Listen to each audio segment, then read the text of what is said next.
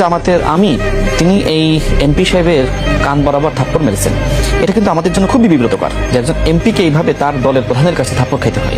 স্বাভাবিকভাবে যারা নেতৃত্বের জায়গায় থাকে তারা তাদেরকে ঠান্ডা করে, কিন্তু সেটাকে যেভাবে ফ্রেমিং করা হচ্ছে থাপ্পড় বা অনাকাঙ্ক্ষিত ঘটনা, আমরা ওইটাকে এইভাবে দেখি না, বরং এটা হচ্ছে ওই সম্পর্কের জায়গাটা থাকাটাও গুরুত্বপূর্ণ রাজনীতিতে, যে একজন এমপি উনি, তারপরও ওনার নেতৃস্থানীয় একজন ওনাকে থামিয়েছেন এবং উনি ওটা একসেপ্ট করেছেন খুবই সুন্দরভাবে। কিন্তু আমরা এখন দেখি ওনারা ওনাদের পাল্লায় সবাইকে ভাবতে চান। আপনি দেখবেন বিএনপিতে তারেক রহমান বলতেছে চাঁদাবাজি করা যাবে না, তারেক রহমান বলতেছে আমরা এদের বিরুদ্ধে ব্যবস্থা নিব, তারেক রহমান বলতেছে মাদক ব্যবসা করা যাবে না, দখলদারি করা যাবে না, ক্ষমতার অপব্যবহার করা যাবে না, দলীয় লোক এই করা যাবে না।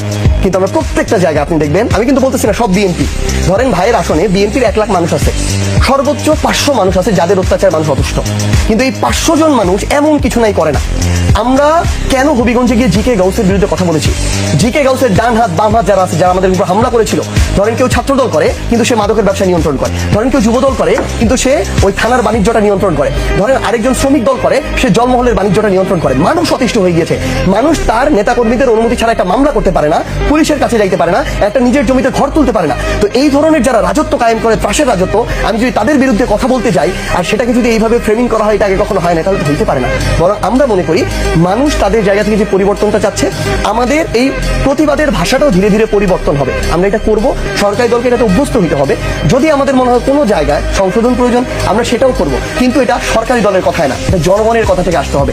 এখন যে জিনিসটা মানে তাদের ভাষ্য অনুযায়ী হচ্ছে যে কেন আমরা আমাদের জায়গা থেকে জামায়াতের সাথে গেলাম, উনি এটা হজম করতে পারতেছেন ওনার জায়গা থেকে। তাহলে আমি যদি প্রশ্ন করি, ধরেন ওই একটা সময় আমরা তো দেখছি ওনারা 18 কোটা সংস্কার আন্দোলন কিন্তু ছিল, সংগঠক হিসেবে ছিল, আমরা এই জন্য তাদেরকে ধন্যবাদ জানাই, ওইটুকু আমরা স্বীকার করি, ওই মানসিকতা থাকতে হবে। কিন্তু ওই আন্দোলনে তখনও তো 18 সালে তো শেখ হাসিনা একজন স্বৈরাচার, এর আগেও তো তিনি 14তে ভোট লুটপাট করেছেন, 18তে লুটপাট করেছেন, তাহলে মাদার অফ এডুকেশন, জননী এই হিসাবে তো তার আখ্যায়িত করার কিছু ছিল না, এটা তো তার করার প্রয়োজন ছিল না। ধরেন আমরা তো তখন এত কিছু বুঝি না, আমিও কিন্তু আন্দোলনে ছিলাম, কোটা সংস্কার আন্দোলনে, ওনারা কথা বলতো, আমরা শুধু অংশগ্রহণকারী ছিলাম ওই টাইমে। তাহলে ওই পরিস্থিতি অনুযায়ী এটা করলো এক। দ্বিতীয়ত, যেই বিএনপি 30 বছর ধরে জামায়াতের সাথে জোটে, তাহলে তো এই বিএনপিকে প্রশ্ন করা উচিত জীবনে আপনার ওই বিএনপির সাথে যাওয়া উচিত না, যে বিএনপি জামাতের সাথে 30 বছর জোটে। আমি জামাতের সাথে জোটে গিয়েছি, আপনি যদি আমাকে একবার প্রশ্ন করেন, আপনার তো উচিত তারেক রহমানকে 30 বার প্রশ্ন করা যে উনি কেন জামাতের সাথে গেলেন। খালেদা জিয়াকে তো আপনার প্রশ্ন করা উচিত ছিল যখন উনি বেঁচে ছিলেন, যে কেন জামাতের সাথে গিয়েছিল, কেন মন্ত্রী বানিয়েছিল, কেন গাইতে ফ্ল্যাগ দিয়েছিল, কেন জামাতের আমিরের সাথে খালেদা জিয়া এক স্টেজে পাশাপাশি চেয়ার শেয়ার করেছিল। তাহলে ওই উত্তরটা তাকে বিএনপিকে দিতে হবে, তারপর আমরা এনসিপি দেওয়ার চেষ্টা করবো। তাহলে সেই বিএনপির সাথে যদি রাশেদ ভাই যাইতে পারে, আমরা ওই জামাতের সাথে কেন যাইতে পারবো না, যেই জামাত আমার এই অভ্যুত্থানে সরাসরি অংশগ্রহণ করেছিল, যারা আমার সংস্কারটা এখনো চাচ্ছে, যারা লুটপাট করতেছে না, চাঁদাবাজি করতেছে না, এই ধরনের খুবই নগণ্য অভিযোগ আসলে সেগুলো ব্যবস্থা নিচ্ছে। তাহলে আমি তো এই সেন্টিমেন্টটা জনগণেরটা ধরে আমি তুলনা করেছি, আমি তো মন্দর ভালো যেটা, আমি তো সেটার দিকে